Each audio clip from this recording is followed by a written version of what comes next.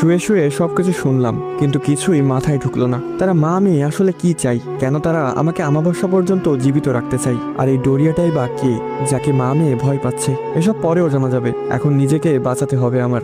ধীরে ধীরে এক চোখ খুলে চারপাশটা একটু দেখার চেষ্টা করলাম, কাউকে দেখলাম না। মা মেয়ে গেল কোথায়? হঠাৎ দেখলাম চিলেকোঠার কাছে দুইটা ছায়া দেখা যাচ্ছে। তার মানে তারা ওইখানে দাঁড়িয়েই এতক্ষণ এসব বলছিল। এখন ছাদ থেকে লাফ দেওয়া ছাড়া আর কোনো উপায় নেই। তিনতলা থেকে লাফ দিলে অন্তত মরবো না, বড়জোর হাত পা ভাঙবে। মনে মনে 1 2 3 বলে সোজা দৌড় দিয়ে ঝাঁপ দিলাম ছাদ থেকে। প্রায় 2 মিনিট আলুর বস্তার মতো নিচেই পড়ে রইলাম। আমার সবকিছু যেন ঝাপসা হয়ে আসছে, মাথাটা ভন ভন করে ঘুরছে। একটু স্বাভাবিক হওয়ার পর বুঝতে পারলাম হাত নাড়াতে পারছি না, হয়তো ভেঙে গিয়েছে। কিন্তু এখন আমাকে এই জায়গা থেকে যেতে হবে। অনেক কষ্টে উঠে খুঁড়িয়ে খুঁড়িয়ে দৌড় দিলাম। হঠাৎ একটা দমকা হাওয়া এসে আমাকে দূরে ছিটকে ফেলে দিল। আমার চোখ গেল ছাদের দিকে। রিশফা হাওয়ায় ভেসে আছে, মাথা উপরের দিকে দিয়ে। চোখের পলকে রিশফা একদম আমার কাছে চলে আসলো। সূচালো দাঁতগুলো বের করে বলল, শুধু শুধু নিজেকে ক্লান্ত কেন করছেন স্যার? আপনি গোলকধাঁধা থেকে বের হতে পারবেন না। আমি অনেক কষ্টে উঠে দাঁড়িয়ে সামান্য হাসি দিয়ে বললাম, আমাকে তুমি সাইকো বলেছিলে না তখন? সাইকোদের মৃত্যুর ভয় দেখিয়ে লাভ নেই, আমি তোমার এই গোলকধাঁধা থেকে বের হয়ে দেখাবো। এটা বলে রিশফার ওই ভয়ঙ্কর রূপ উপেক্ষা করে হাঁটা দিলাম। দেখি আমাকে কে আটকাই। হিন্দুপাড়া অতিক্রম করার সময় মনে হলো কেউ আমার পিছু নিয়েছে। আমি স্পষ্ট তার উপস্থিতি টের পাচ্ছি। রিশফা হয়তো আমার পিছু নিয়েছে। আরো জোরে হাঁটা দিলাম। এবার সেই শীষ বাজানোর শব্দটা কানে ভেসে এলো। থমকে দাঁড়ালাম। পেছনে তাকিয়ে দেখলাম সেই লোকটা দাঁড়িয়ে আছে, একটা কাপড়ের ব্যাগ হাতে। আমি বললাম, এখন আপনার সাথে বকবক করার সময় নেই। কোনো রকম জান নিয়ে ফিরে এসেছি, আমাকে হাসপাতালে যেতে হবে, হাত ভেঙে ফেলেছি। এই বলে উল্টো ঘুরে চলে আসতে যাচ্ছিলাম, তখনই সে আমাকে উদ্দেশ্য করে বলল, রহস্য না জেনেই চলে যাচ্ছিস? চাইলেই কি তুই যেতে পারবি? আমি দাঁড়ালাম তার কথা শুনে। তারপর তাকে জিজ্ঞেস করলাম, আপনি কি জানেন এই রহস্য?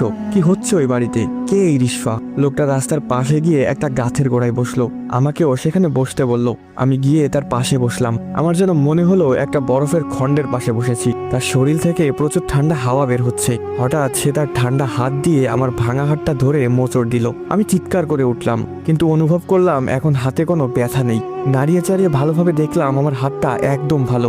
আমি বললাম, এটা কিভাবে করলেন? আপনি আসলে কে? সে কথা এড়িয়ে বলতে শুরু করলো, রিশফা ছিল খুবই সাধারণ একটা মেয়ে, খুব চঞ্চল প্রকৃতির, হাসি খুশি থাকতো সবসময়। প্রতিদিন এদিক দিয়ে স্কুলে যেত এবং স্কুল থেকে সোজা বাসায় চলে আসতো। কোনো রকম বাজে আড্ডায় নিজেকে জড়াতো না। কিন্তু হঠাৎ করে একদিন রিশফা নিখোঁজ হয়ে যায়। সবাই তাকে পাগলের মতো খুঁজলো, কোথাও রিশফাকে খুঁজে পাওয়া গেল না। রিশফার মা থানায় জিডি করলো। রিশফার বাবাও ইতালি থেকে চলে আসলো মেয়ের নিখোঁজের সংবাদ শুনে। এইটুকু বলে তিনি থামলেন। আমি আগ্রহ নিয়ে জিজ্ঞেস করলাম, তারপর কি হলো? রিশফাকে কিভাবে খুঁজে পাওয়া গেল? তিনি আবার বলতে লাগলেন, 2 দিন কেটে গেল, কিন্তু কেউ রিশফার কোনো খোঁজ দিতে পারলো না। রিশফা নিখোঁজ হয় শনিবার বিকেলে স্কুল থেকে ফেরার সময়। অবশেষে বুধবার রাত 11টা বাজে রিশফাকে খুঁজে পাওয়া গেল, তাদের বিল্ডিংয়েরই পেছনে।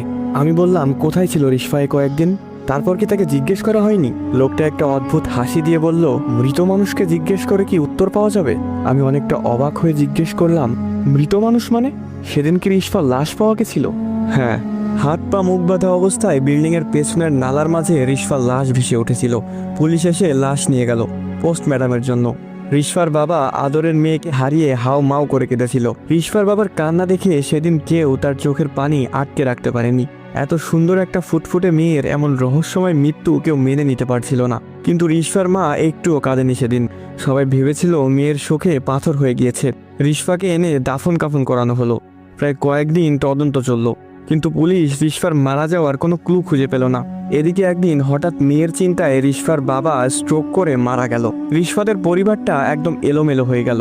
স্বামী ও মেয়ে হারানোই রিশফার মা দিন দিন কেমন যেন হয়ে গেল। হঠাৎ রিশফার মাও একদিন উধাও হয়ে গেল গ্রাম থেকে। প্রতিবেশীরা অনেক খুঁজেও তাকে পায়নি। তারপর কেটে গেল 4 মাস। হঠাৎ একদিন রিশফার মা গ্রামে ফিরে এলো। সবাই তাকে দেখে অনেক খুশি হলো। জিজ্ঞেস করলো, এতদিন কোথায় ছিল, কি করছিল? রিশফার মা কারো কথায় কোনো জবাব দিল না। সেই যে এসে বাসায় প্রবেশ করেছে, সেই দিন থেকে আর কোনোদিন সে বাসা থেকে বের হয়নি। প্রতিবেশীরা মাঝে মাঝে তাকে শুধু রাতের বেলায় ছাদে দেখতে পেত। আমি বললাম, রিশফা যদি মারা গিয়ে থাকে তাহলে সে কে, যে এখন রিশফার মায়ের সাথে আছে? আর রিশফার মা এতদিন কোথায় হারিয়ে গিয়েছিল। এবার সে আমার কানের কাছে এসে ফিসফিস করে বলল, ব্ল্যাক ম্যাজিক। আমি বললাম, মানে? রিশফার মা রিশফাকে ফিরিয়ে আনতে এতদিন নিখোঁজ ছিল। সে আবার বলল সে এমন কারো কাছে গিয়েছিল যে তার মেয়েকে ফিরিয়ে দিতে পারবে। এর বিনিময়ে অবশ্য তাকে একটা ভয়ঙ্কর শর্ত দেওয়া হয়েছিল। রিশফার মা তার মেয়েকে ফিরিয়ে আনতে সবকিছু করার জন্য প্রস্তুত ছিল। শর্তটা ছিল প্রতি আমাবস্যায় একজন যুবক বলি দিতে হবে তাকে উদ্দেশ্য করে। আমি বললাম, কাকে উদ্দেশ্য করে?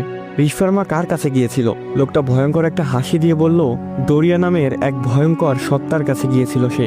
ডোরিয়া সাধারণ কেউ নয়, রক্তচোষা পিশাচদের সর্দার সে। এবং রিশফার মা তার শর্তে রাজি হয়েছিল। ডোরিয়া রিশফাকে ফিরিয়ে এনেছে। সেই থেকে প্রতি আমাবস্যাতে একজন করে যুবক ডোরিয়াকে উৎসর্গ করতে হয়। এই আমাবস্যায় তুই উৎসর্গ হইবি, আর এজন্যই এত আয়োজন। তুই যত চেষ্টাই করিস না কেন, মরতে তোকে হবেই। আমি হতাশাগ্রস্ত চেহারায় জিজ্ঞেস করলাম, রিশফা কিভাবে মারা গিয়েছিল সেদিন? আর আমার কি কোনো পথ নেই এ থেকে বাঁচার? লোকটা আমার হাঁটুতে ভর দিয়ে উঠে দাঁড়িয়ে বলল, আজকে অনেক জেনে ফেলেছিস, বাকিটা না হয় মরার আগেই জানবি। আপনি এত কিছু কিভাবে জানেন? আপনি কে? লোকটা আমার মুখের কাছে এসে ঠান্ডা নিঃশ্বাস ছাড়তে ছাড়তে বলল, আমি ডোরিয়া। আসসালামু আলাইকুম গাইস, কেমন আছেন সবাই? আশা করি সকলে খুবই ভালো আছেন। তো এখানে শেষ হয়ে যায় রিশফা গল্প পার্ট 3 এবং পার্ট 4। তো গল্পটি কেমন লাগলো সেটি অবশ্যই কমেন্ট করে জানাবেন, কারণ আপনাদের প্রতিটি লাইক এবং কমেন্ট আমাকে পরবর্তী ভিডিও বানাতে উৎসাহিত করে। তো আবারও ফিরবো এই গল্পের পরবর্তী পর্বগুলো নিয়ে। আর গাইস, এই গল্পের পরবর্তী পর্ব পেতে হলে অবশ্যই কিন্তু বেশি বেশি করে কমেন্ট করতে হবে। তো দেখা হচ্ছে এই গল্পের পরবর্তী পর্বে। তো আজকের মতো এই পর্যন্তই। ভালো থাকবেন, সুস্থ থাকবেন। আল্লাহ হাফিজ গাইস।